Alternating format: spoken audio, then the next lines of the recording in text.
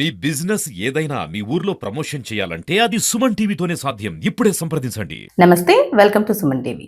2026లో 12 రాసుల వారికి ఎటువంటి ఫలితాలు ఉండబోతున్నాయి, ఏ ఏ పరిహారాలు చెల్లించుకోవాలి, ఇవన్నీ కూడా ఈరోజు మనం తెలుసుకుందాం.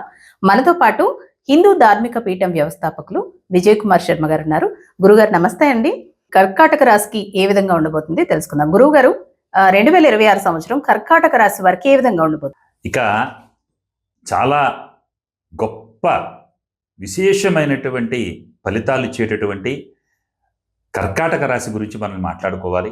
2026 ఇది ముందుగా కర్కాటక రాశి ఎందుకు ఇంత విశేషం అని చెబుతున్నానంటే, జూన్ 1 తరువాత నుంచి ఒక సంవత్సరం లోపులో 2027 మే నెలాఖరు లోపులో ఎవరైతే కర్కాటక రాశిలో పుట్టబోతున్నారో వాళ్ళందరికీ కూడా గజకేసరి యోగంలో పుట్టబోతున్నారు. వీళ్ళందరూ కూడా కర్కాటక రాశిలో పుట్టబోయేటటువంటి బిడ్డలందరూ కూడా చాలా మంచి యోగకరమైనటువంటి జీవితాన్ని ఆ భగవంతుడు ప్రసాదిస్తాడు కర్కాటక రాశి వారికి.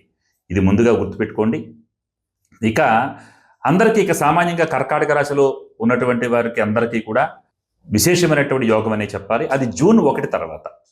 కానీ జూన్ 1 లోపు మీరు ఎన్ని ఇబ్బందులు పడాలో, ఎన్ని కష్టాలు పడాలో అవన్నీ కూడా మీరు చూసేస్తారు.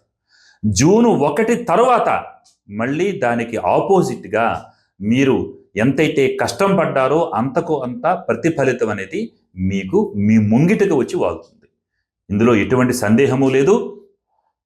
వ్యాపార సంబంధమైన విషయాల్లో ఇప్పటి వరకు కూడా ఏ పనులు ఎక్కడైతే ఆగిపోయాయో అవన్నీ మళ్ళీ మీరు ముందు మొదలు పెడతారు. అదే విధముగా రియల్ ఎస్టేట్ వ్యాపారం చేసేటటువంటి వాళ్ళందరికీ కూడా జూన్ 1 తర్వాత నుంచి పుంజుకుంటుంది. అదే విధముగా 2 జాగ్రత్తలు. ఒకటి, ఎడ్యుకేషన్ విషయంలో, చిన్నపిల్లల విషయంలో, అంటే 10th క్లాస్ లోపు ఉన్నటువంటి వారు ఎవరైతే ఉన్నారో వాళ్ళు కొంచెం విద్య పట్ల శ్రద్ధ వహించాల్సినటువంటి అవసరం ఉంది. అదే విధముగా ఆయుష్, ఆరోగ్యం కూడా చాలా జాగ్రత్త. ఎందుచేతంటే ఆడవాళ్ళు ఒకటే గుర్తుపెట్టుకోండి, మీరు కర్కాటక రాశి వారు మీరు రాహుకాల దీపారాధన తప్పనిసరిగా చేయాల్సిందే. రాహుకాల దీపారాధన చేసుకోవటం ద్వారా దాంపత్య జీవితంలో ఉన్నటువంటి చిక్కులు కావచ్చు, మీ కుటుంబంలో మీ ఇంటి యజమాని పడుతున్నటువంటి ఇబ్బందులు కావచ్చు, అవన్నీ కూడా తొలగిపోతాయి. ఆరోగ్యం మెరుగుపడుతుంది. అదే విధముగా పిల్లలు ఉంటే కనుక సంకటహర చతుర్థి కానీ, బుధవారము కానీ వినాయకుడిని ఆరాధన చేయమని చెబుతాము.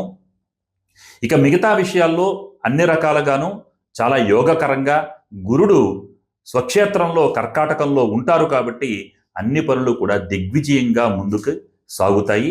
ఎటువంటి సందేహము లేకుండా మీ కార్యాచరణలన్నీ కూడా ముందుకు వెళ్తాయి. జూన్ 1 తర్వాత, జూన్ 1 మే నెలాఖరు వరకు కూడా కొంచెం ఓపిక పట్టాల్సినటువంటి సమయం కర్కాటక రాశి వారికి. తదుపరి అంతా మీ భవిష్యత్తు బంగారు బాటగా ఉంటుంది. చూసారు కదండి, కర్కాటక రాశికి సంబంధించి జూన్ 1 తర్వాత గజకేసరి యోగం అయితే ఉండబోతుందంటూ కూడా గురువు గారు చెబుతారు.